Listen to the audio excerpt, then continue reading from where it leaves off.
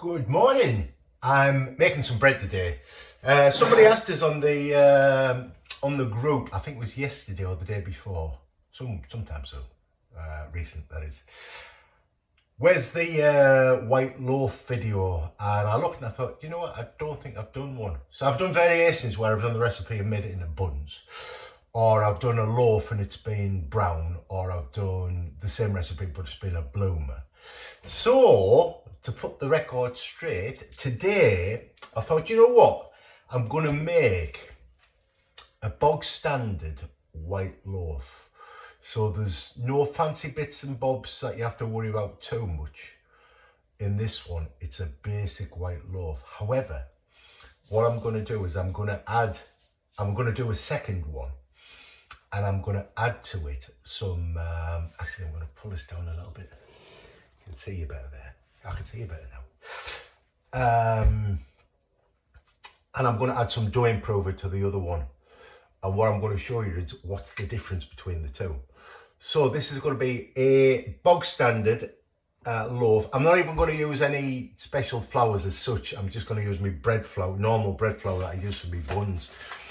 I'd normally probably do a higher protein flour like the Canadian bread flour, but I'm not, because I keep on saying use this, and most of you, if you're doing the buns, I'll have this one anyway. So we're going to stick with this, because at the end of the day, you can make bread with anything you like. It's just the results are going to be a bit different. So some people say, can I do this, can I do it? Of course you can, you do anything you like, but it's just if you want to achieve a certain, you know, you want a certain result, you've got to do something a bit different. That's the whole point. So to this, without further ado, 500 grams of white flour, and I bet there won't be 500 in. And as somebody cleverly pointed out, the reason you don't have 500 grams left in the bag, even though there's 1500, because you wear most of it when you're making your bread. I thought, great point, that. Brilliant. That was a great point. Hey, do you know what? There might actually be 500 in this. Oh, I've just spoke to a son and I'll sprinkle some in my machine. There we go. I'll put 2 in because I think I've got 2 grams under there. Well, actually, a bit more. 500 before. Just for the sake of pedanticness, or easy for me to say. Being pedantic, that is. I don't think pedanticness is a word, or it might be. I don't know. We'll just stick with the breader. Let's leave the English to one side because I'm from up north. You've got to remember that. So here we go. I can move that flour because I won't need it. I thought I'd need some more flour, but I don't, which is good. So basic ingredients. Let's crack on with it. So I get my yeast from Tesco's, and he gives us fresh stuff. So I'm going to use fresh, and I'm going to put about 14 grams of fresh yeast in. No need to mess about. Put it in water, activating it, adding some sugar. Not doing that. It's from Tesco's. Their yeast generally is good because the shelves are full of bread. If it's not, I'm guessing they'd all be like flat buns and not risen ones. So as they're all risen on the shelves. And that's the only reason they do it. The only reason they do it is because they're kind of just proving that the yeast is still good and active. So the kind of pre-ferment the yeast, get it active again. Because back in the day, you didn't want to waste a load of flour on some yeast which wasn't any good. So, you know, born out of the necessity, not waste. That's what they used to do. So if you don't have the fresh, dry, 7 grams in a sachet, 7 grams dry is just as good. Brilliant. I say this is better because it's free. Can't get better than free, can you? And you get a bit better smell. Don't think there's much in the rising or anything like that that gives you anything different. But yeah, it smells a bit better. I think it anyway. Right, in Jason's style of doing things, yeast in first. Let's stick to the old regime of yeast in one side, salt in the other, because salt kills yeast, as you know. So they're not the best of friends when they're together. But once they're mixed in, the whole lump, they kind of get to know each other a bit better. They're not as angry.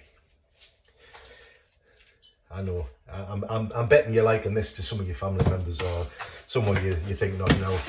I know the score. Right, the only that's going to make this a bit different, bog standard basic is this, a bit of oil. So I'm using bog standard olive oil. You can use rapeseed oil. All I'm doing is introducing a fat, which is going to help with the keeping of the bread, just make it a little bit moister, a little bit better keeping, and it's not going to go dry too quick. So that's the only reason. And that's the other thing for your dough improver as well, and milk powders and stuff I add. So like I say, I'm not doing that today, and I'm adding about 40 grams, 45 grams of oil.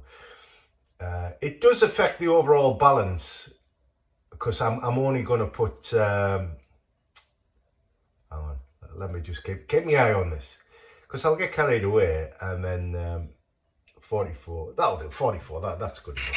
40, 45, something like that, brilliant. Get rid of that, zero of that. Yeah, because I put oil in, I'm going to put water in.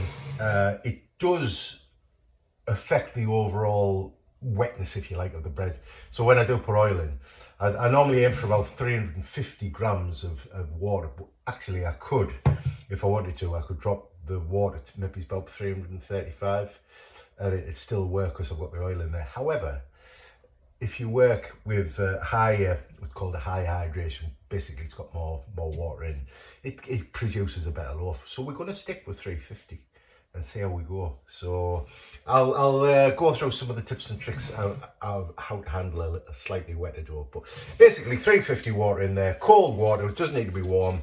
And like I've said before, it's the heat which is generated when the machine is working, which actually warms the dough and starts things off. If you put warm water in to start with, it's going to get too warm and it's going to affect your dough. So we don't want that. And like I say, in commercial settings, when they're using big machines, because it puts a lot more heat in, they actually use ice cubes to stop the dough getting too warm and causing problems. So, but we don't need that. 340, 350, there you go. So we're going to set that going. That's going to do its thing for 15 minutes. I'm going to come back. We're going to take it out. We're going to shape it into a ball, put it in a bowl, and we're going to rest it for however long it takes to double in size. So I'll see you in 15 minutes. That's going to do its thing. Actually, it'll come out. I tend to put it up to highest speed to start with on this, and I've said before, because I've got a quite big bowl on this machine. It's one of these fancy machines that cooks and does all sorts. I think it's top of the range. I'm not bragging, by the way, because I've got the old one as well. I've had for years and years. It still does the same job, so don't worry. It won't spill flour out the top because it's big. So that's it. We're going to come back in 15 minutes and we're going to have a look and sort it out. So here's our plain bread on the go, and it'll be good. So bye for now.